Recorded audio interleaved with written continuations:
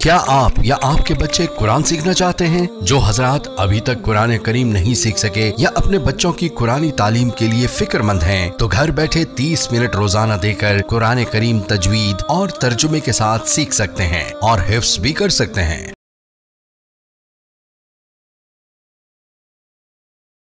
ہاں، سحری میں اگر غسل فرض ہو جائے تو جلدی غسل کرنا ضروری نہیں ہے، خوب سمجھ لیں۔ کسی کو نائٹ فال ہو گیا یا غسل فرض ہو گیا رات کو، تو آرام سے فجر کی نماز سے پہلے غسل کر لے۔ وہ غسل نماز کے لیے ضروری ہے، روزے کے لیے ضروری نہیں ہے۔ کھا بھی سکتے، ہاں ابھی بتاتا ہوں۔ قلی تھوک نکلنے سے روزہ نہیں ٹوٹتا میرے بھائی، بلغم نکل لو اپنا ہو بشرطے کے، تھوک نکل لو، بلغم نکل لو، الٹی نکل لو، اس سے بھی روزہ نہیں ٹوٹتا۔ لیکن الٹی اگر منہ بھر کے ہوئی ہے فل اسپیڈ سے، پھر اگر نکلیں گے تو روزہ ٹوٹ جائے گا۔ تھوڑی بہت جو کھٹی کھٹی آج کل سب کو ہی لوگ کہتے ہیں ڈکاریں آ رہی ہیں، رمضان میں نا کھانے پینے پہ تھوڑا کنٹرول کریں۔ ابھی آپ کہہ رہے ہیں ملائی پراٹھے کی بات کر رہا تھا، ابھی کنٹرولنگ کی بات کر رہے ہیں، تو ملائی پراٹھا بھی کھائیں لیکن ایک کھا لیں نا پراٹھا بہت زیادہ دو کھا لیں۔ اور پھر دیکھو پیٹ جو خراب ہوتا ہے نا، یہ گڑبڑ ہوتی ہے زیادہ کھانے سے نہیں ہوتی، بار بار کھانے سے ہوتا ہے، یہ خوب سمجھ لو۔ زیادہ کھانا بھی نقصان دہ ہے، اتنا نہیں ہوتا۔ ہمارے ہاں یہ ہے کہ لوگ ایک دفعہ کھا کے جب تک دوبارہ صحیح طرح سے بھوک نہیں لگتی دوبارہ کھا لیتے ہیں، یہ بہت خطرناک چیز ہے۔ اس کی مثال، آپ کو افطاری میں طبیعت سے بھوک لگ رہی ہے، آپ نے پھوڑ دیا، پکوڑے بھی پھوڑ دیے اور سموسے بھی پھوڑ دیے، کھجوروں کا ڈبہ پھوڑ دیا، آپ تجربہ کر کے دیکھو پیٹ خراب نہیں ہوگا آپ کا۔ لوگ کھا رہے ہوتے ہیں، ادھر سے لیمن کا شربت، ادھر سے یہ، ادھر سے کھا لیا، کنٹینیو جتنا کھانا تھا کھا لیا۔ اب آپ نماز پڑھنے کے لیے آئے، اب 10-15 منٹ کا درمیان میں آ گیا وقفہ، اب اگر ایک کھجور بھی کھاؤ گے نا وہ پیٹ خراب کر سکتی ہے۔ اب نہیں کھانا آپ نے جب تک دوبارہ شدید بھوک نہیں لگ جاتی۔ یہ اتنا بہترین نسخہ ہے نا صحت کا، اس کو زندگی کا۔ میں یہ نہیں کہہ رہا کہ افطاری میں پھوڑ دو، آپ تباہ و برباد کر دو، میں بتا رہا ہوں کہ پھر بھی نسبتاً بہتر ہے۔ اس سے اتنا نقصان، زیادہ کھانے سے بہت زیادہ نقصان نہیں ہوتا، بے وقت کھانے سے، بغیر بھوک کے کھانے سے زیادہ نقصان ہوتا ہے، سمجھ رہے ہیں؟ ہمارے ہاں لوگ رمضان میں ان کا وزن بھی بڑھ رہا ہے کم ہونے کے بجائے، بیمار بھی ہو رہے ہیں۔ وجہ کیا ہے؟ افطاری میں کھانے پینے کے بعد نماز پڑھ کے آئیں گے، اب بھوک کم ہو چکی ہوتی ہے، معدے نے اپنے ورک شروع کر دیے، اب آ کے دوبارہ کھا رہے ہیں۔ پھر وہ دیکھ رہے ہیں، وہ میز کے نیچے سے پلیٹ کھینچی، 2 پکوڑے رہ گئے تھے، چلو یار فریج میں جا کے دیکھا، یار وہ دہی بڑے تو رہ ہی گئے تھے، چارنے والے وہاں سے لے لیے، اور پھر وہاں سے کھجور کے ڈبے میں ہاتھ مارا۔ اب یہ جو جگالی کر رہے ہو نا بکریوں کی طرح، بکری کا کام ہے سارا دن کھاتی رہے گی، مینگنیاں بنا کے نکالتی رہے گی، انسان میں مینگنیاں نہیں ہوتی بھائی ٹھیک ہے نا، انسان کا ایک پراپر ٹائم ہوتا ہے، اسی حساب سے چلتا ہے انسان۔ تو اب آپ سارا دن جگالی، اب کیا کرنا ہے آپ نے؟ افطاری میں پھوڑ پھاڑ دیا تو اس کے بعد اب نہیں کھاؤ۔ اب اگر شدید بھوک لگتی ہے تراویح کے بعد آپ کھا لیں، لیکن میں نے تجربہ یہ کیا کہ تراویح کے بعد بھی اگر صحیح طرح پیٹ بھر کے کھا لو تو پھر سحری میں نہیں کھایا جاتا، تو بہتر یہ ہے کہ تراویح کے بعد بھی نہ کھائیں۔ اب سخت بھوک لگ رہی ہے تو تھوڑا سا کھا لیں، سمجھ رہے ہیں؟ کتنا کھا لیں؟ تھوڑا سا، تاکہ سحری میں پھر تمیز سے کھائیں آپ، تو تھوڑا سا کھا لیں آپ، اور اس وقت بڑا مزہ بھی آ رہا ہوتا ہے۔ تراویح کے بعد چند کھجوریں کھا لیں، کچھ شہد کھا لیا، مدت ذلہ لا لیا، دامت برکاتہ ملا لیا، جو فریج میں تھا کھا لیا، صحیح ہے۔ پھر جب آپ نے تھوڑا 2-4 نوالے لے لیے، جن کو چائے کی عادت ہے انہوں نے چائے پی لی، پھر آپ کو سحری میں ملائی پراٹھے کھاتے ہوئے مزہ آئے گا، اور وہ ہضم بھی ہوگا، وہ نقصان بھی نہیں دے گا۔ تو لوگ میرا پراٹھے اور ملائی والا بیان سن رہے ہوتے ہیں، یہ پوری ترتیب نہیں سن رہے ہوتے۔ یہ ایسے ہی ہے جیسے 4 شادیوں کا بیان تو سن لیا، حقوق اور عدل کا بیان آپ نے نہیں سنا۔ تو کھائیں، پراٹھے بھی پھوڑیں، ملائی بھی پھوڑیں آپ، لیکن شدید بھوک کے وقت پھوڑیں آپ۔ اچھا، سحری میں ایک چھوٹا سا کام اور کر لیں، بالکل اینڈ پہ سحری نہ کریں، کیونکہ پانی کے لیے پھر پیٹ میں جگہ بچتی نہیں ہے، اور پانی نہیں پیو تو سارا دن گزارنا مشکل ہو جاتا ہے۔ تو آپ 1 گھنٹہ پہلے سحری کر لیں، تاکہ 1 گھنٹے بعد پھر طبیعت سے پانی پی لیں۔ تو یہ بھی نہیں ہوتا تو جیسے چل رہا ہے ویسے چلنے، زیادہ ٹینشن لینے کی ضرورت نہیں ہے. روزے میں خود ہی ایڈجسٹ ہو جاتا ہے. کچھ عبادت بھی تو ہے نا، اللہ بھی کچھ مدد کرتا ہے اس میں. رمضان میں شیطان ایک دھوکہ یہ دیتا ہے کہ آپ نے اگر روزے رکھے ہیں تو کون سا تیر مار لیا، ساری دنیا روزے رکھ رہی ہے. یہ شیطان کا بہت بڑا حملہ ہے. میرا معاملہ یہ ہے، الحمدللہ ہم سب روزے رکھتے آ رہے ہیں بچپن سے ہی. جب سے بلوغت کی دہلیز پہ قدم رکھا ہمارے گھر میں روزے کا معمول تھا. روزہ چھوڑنے کا تصور نہیں تھا. اب بھی نہیں ہے، پہلے بھی نہیں تھا. تو رکھتے آ رہے ہیں بچپن سے، بلکہ جب بالغ نہیں تھے اس وقت بھی رکھتے تھے. ہمارے بچے اب بھی رکھ لیتے ہیں. منع کرنا پڑتا ہے کہ بھائی نہیں رکھو. بچوں کو تو شوق ہوتا ہے کہ رکھنا ہے. تو الحمدللہ معمول ہے. لیکن اس کے باوجود میں یہ سوچتا ہوں کہ اے اللہ، میرے جیسے نالائق کو تو نے یہ توفیق دے دی کہ میں رمضان کے روزے رکھ رہا ہوں. یہ تیرا مجھ پہ بہت بڑا احسان ہے. انسان یہ سمجھے اپنے بارے میں کہ صرف میں ہی گویا رکھ رہا ہوں، مجھے باقیوں سے غرض نہیں ہے وہ کیا کر رہے ہیں. میرے اوپر تو بڑا احسان ہے اللہ کا. ہم تو نالائق ہیں بھائی. عام دنوں میں ایک روزہ رکھنے سے پہلے 10 دفعہ سوچتا ہے انسان کل رکھوں کہ نہیں رکھوں. رکھتا ہے تو ایسا سمجھتا ہے جیسے آج ہم نے بہت بڑا تیر مار لیا کوئی. اور رمضان آتا ہے، ہم جیسے مجھ جیسے نالائق کو اللہ توفیق دے دیتا ہے 29 یا 30 روزے رکھنے کی. 30 کی تو 15 سال ہو گئے، کوئی رپورٹ ہے ہی نہیں. 29 ہی ہوتے ہیں پاکستان میں. 29 روزے رکھنے کی اللہ ہم جیسے نالائقوں کو توفیق دے دے تو بھائی میں تو اپنا معاملہ اللہ سے دیکھتا ہوں کہ مجھ سے تو نے اتنی بڑی نیکی کروا لی. مجھے کیا پتا بھائی قدیر بھائی کیا کر رہے ہیں، شاکر بھائی کیا کر رہے ہیں، رفیع بھائی ہیں، یہ تو روزہ رکھ کے پتہ ہی فرق ہی نہیں پڑتا ماشاءاللہ.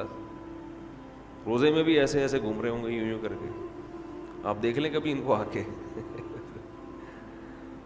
روزہ رکھ کے نا عصر کے وقت سب مرجھائے ہوئے ہوتے ہیں. کراچی میں جیسی گرمی ابھی شروع ہو گئی ہے تو رفیع بھائی نہیں ماشاءاللہ مرجھائے ہوئے ہوتے ہیں. ان کو پتہ نہیں کچھ اللہ نے الگ سے کوئی انرجی دی ہے. رکھتے ہیں، آپ بدگمان نہ ہو. بعض دفعہ انسان اتنا فریش ہوتا ہے کہ لوگ سمجھتے ہیں کہ اس کا ہے ہی نہیں. یہ ہمیں یقین ہے کہ رکھتے ہیں.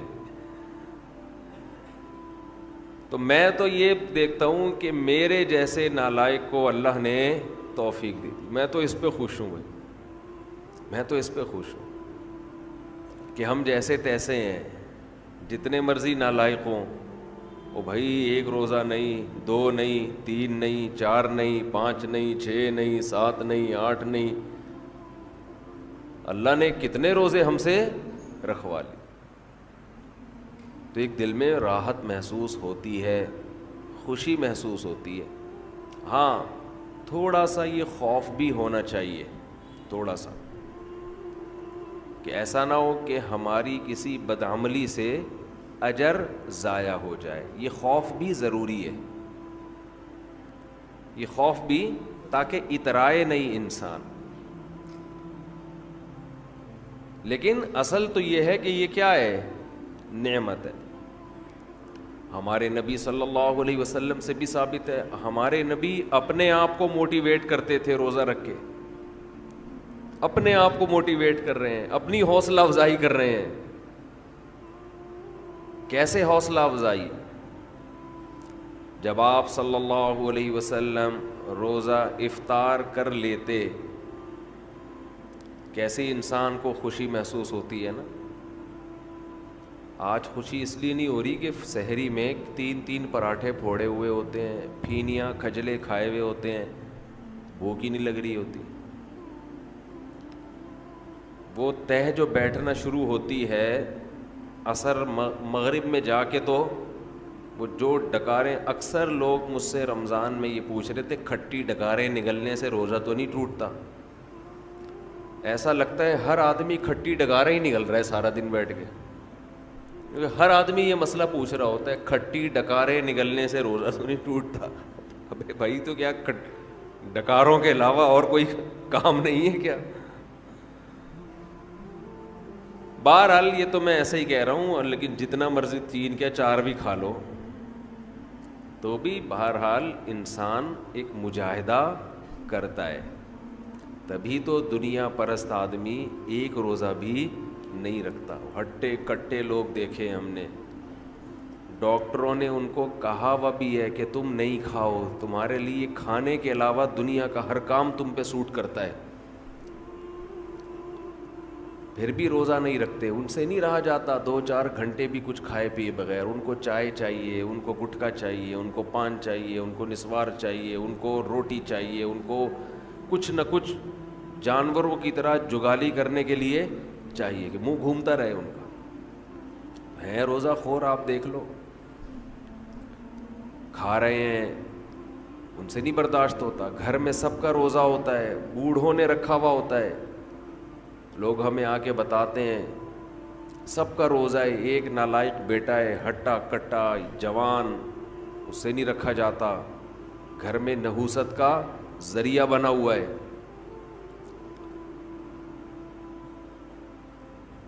تو ایسے ہی صورت میں اللہ اگر آپ کو توفیق دے دیتا ہے تو ٹھیک ہے، تھوڑا خوف بھی ہونا چاہیے کہ پتہ نہیں قبول ہو رہا ہے کہ نہیں ہو رہا، لیکن امید کو، شکر کو خوف پر غالب رکھنا چاہیے۔ تو میں یہ عرض کر رہا تھا، ہمارے نبی بھی اپنے آپ کو موٹیویٹ کیا کرتے تھے۔ کیسے؟ حالانکہ ہمارے نبی میں خواہشات پہ کنٹرول کرنے کی بہت طاقت تھی، آپ تو 24 گھنٹے کا روزہ رکھتے بسا اوقات۔ تو آپ صلی اللہ علیہ وسلم جب روزہ افطار کرتے تو کیا فرماتے؟ ذہب الظما، پیاس چلی گئی، ذہب الظما، پیاس چلی۔ تھوڑی دیر کی ٹینشن تھی، ہمارے اللہ نے وہ پریشانی ختم کر دی۔ وَبَتَلَّتِ الْعُرُوقُ، رگیں تر ہو گئیں، جو خشکی جسم میں تھی، چہرے پہ انسان کے خشکی پیدا ہو جاتی ہے نا، تو آپ صلی اللہ علیہ وسلم فرماتے ابتلت العروق، رگیں تر ہو گئی۔ یہ دنیاوی ٹینشن جو تھوڑی دیر کی تھی یہ بھی اللہ نے ختم کر دی۔ وَثَبَتَ الْأَجْرُ إِن شَاءَ اللَّهُ، اور اللہ نے چاہا تو اجر ہمارے نامہ اعمال میں لکھ دیا گیا۔ یعنی یہ ہمارے لیے کتنی خوشی کی بات ہے کہ ہمارے رب نے ایک نیکی ہم سے کروا کے جو پریشانی تھی وہ بھی ختم کر دی، اور نیکی کا ثواب ہمیشہ کے لیے ہمارے اعمال میں درج کر دیا۔ جی، روزے میں احتلام ہو جائے روزہ نہیں ٹوٹتا اس سے۔ آپ کو بھی احتلام ہوتا ہے؟ آپ تو غائب ہو جاؤ گے، مارکیٹ سے شٹ جاؤ گے۔ جی کیا؟ کپڑا فولڈ کرنا نماز میں، یہ آستینیں اوپر کر کے فولڈ کرنا کونیوں سے اوپر، یہ جائز نہیں ہے۔ اگر پہلے سے ہی آستینیں ہی اوپر تک ہیں تو پھر ٹھیک ہے، تھوڑی بہت فولڈ نہیں، یہ بھی فولڈ کرنا لازمی ہے نماز میں۔ کلی والا سوٹ پہنے، بغیر کلی والا پہنے، مرضی آپ کی۔ جماعت کھڑی ہوئی ہے، اسی جگہ پہ کھڑے ہو کر سنتیں پڑھنا جائز نہیں ہے۔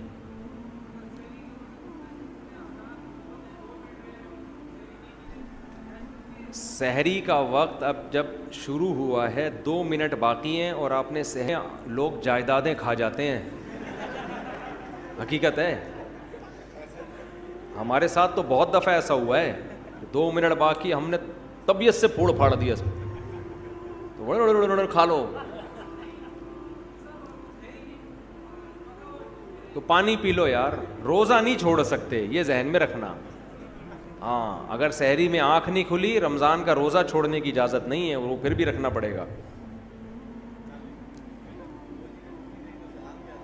جی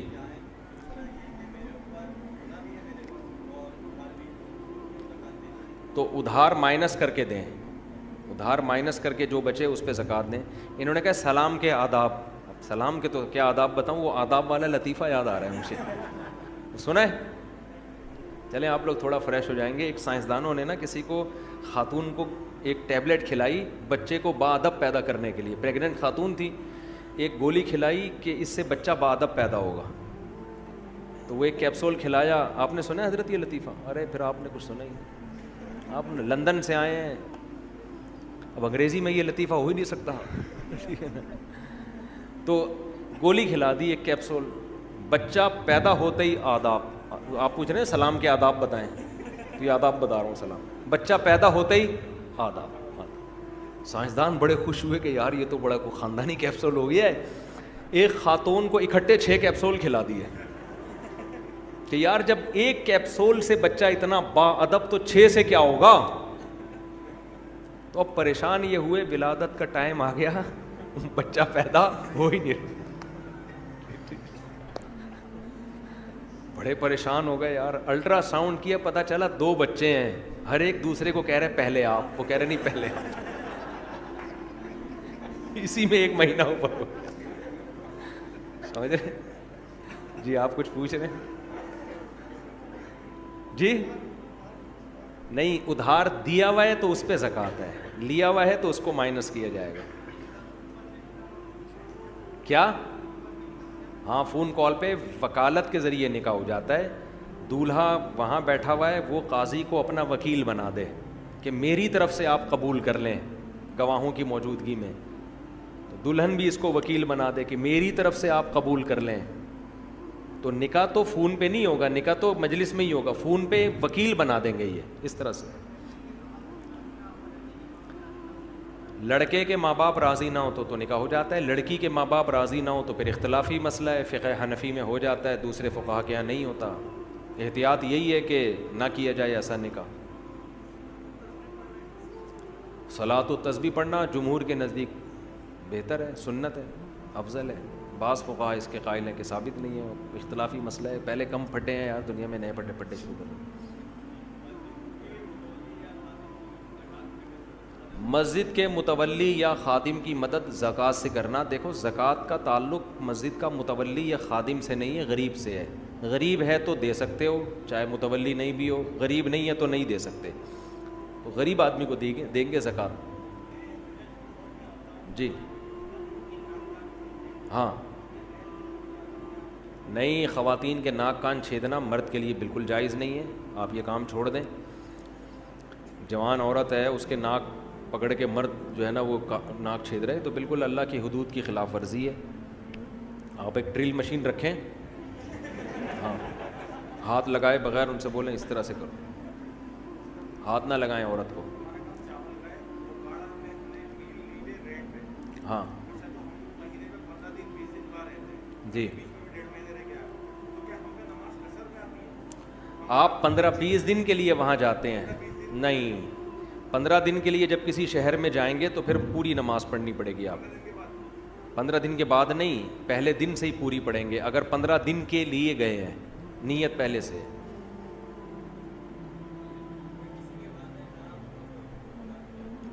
والدین اگر حرام کماتے ہیں تو زیادہ تر اگر حرام ہی ہے تو پھر جو بالغ لڑکا ہے اس کے لیے اس میں سے کھانا جائز نہیں ہے. لڑکیوں کے لیے جائز ہے کیونکہ وہ تو مجبور ہیں, نابالغ کے لیے بھی جائز ہے, وہ بھی مجبور ہے, بیوی کے لیے بھی جائز ہے, وہ بھی مجبور ہے. بالغ بیٹے کے لیے جائز نہیں ہے, اس پر لازم ہے کہ وہ حلال کمائے. جی کہہ رہے ہیں جی اگر جیب میں بٹوے میں تصویر موجود ہو تو پھر نماز ہو جائے, کیونکہ چھپی ہوئی تصویر ہے نا, اس لیے نماز. تصویر اگر بہت چھوٹی ہے, نظر ہی نہیں آ رہے نقوش, تو بھی حرام نہیں ہے, اور چھپی ہوئی ہے تو بھی حرام نہیں ہے. ایسی تصویر جو واضح ہو, چہرے کے نقوش, وہ تصویر پھر اس میں نماز نہیں ہوتی. جی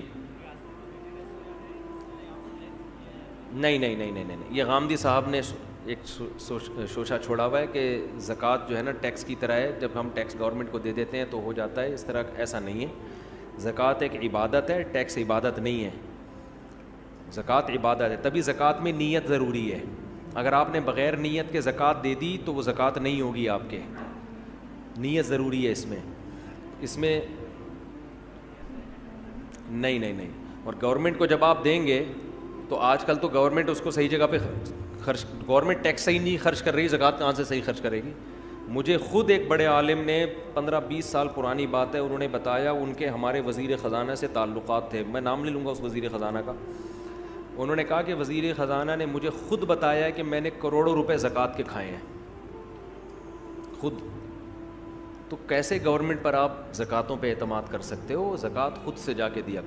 ہاں اسلامی ریاست کو یہ حق ہے کہ وہ لوگوں سے زکوٰۃ لے کے غریبوں میں ڈیوائڈ کر دے، لیکن آج کل ایسا نہیں ہے، کرپشن بہت ہے۔ جی بینک میں زکوٰۃ کٹتی ہے تو کیا کروں میں؟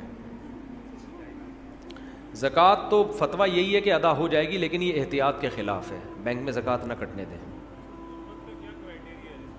غربت کا کیا کرائیٹیریا ہے جس کو زکوٰۃ دی جا سکتی ہے؟ دیکھو جس آدمی کے پاس سونا ہے، چاندی ہے، کیش اماؤنٹ تقریباً 70,000 کا پڑا ہوا ہے، 52.5 تولہ چاندی کی قیمت کیا چل رہی ہے مجھے معلوم اس وقت نہیں ہے، 80,000 88، ہاں تو 52.5 تولہ چاندی 88، تو 88,000 کا کیش اماؤنٹ ہے، اس کو نہیں دے سکتے۔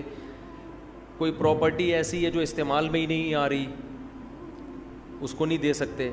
ہاں ذاتی مکان استعمال کا، ذاتی چیزیں استعمال کی، اس سے کوئی فرق نہیں پڑتا۔ تو جس کے پاس اتنی پراپرٹی ہو یا اتنا پیسہ ہو نا 88,000 کے بقدر، تو پھر اس کو زکوٰۃ دینا جائز نہیں۔ اب آپ تحقیق کیسے کریں گے؟ تو سرسری سی تحقیق کر لیں، کوئی زکوٰۃ دینا چاہتے ہیں اس سے باتوں بات میں پوچھ لیں تمہارے پاس سونا وونا تو نہیں رکھا ہوا، کوئی پراپرٹی تو نہیں ہے، پتہ چل جاتا ہے۔ 100% یقین تو ہو نہیں سکتا، تو ایک اندازہ ہو جائے تو اس کو زکوٰۃ دے دیں، بس اللہ قبول کر لے گا انشاءاللہ۔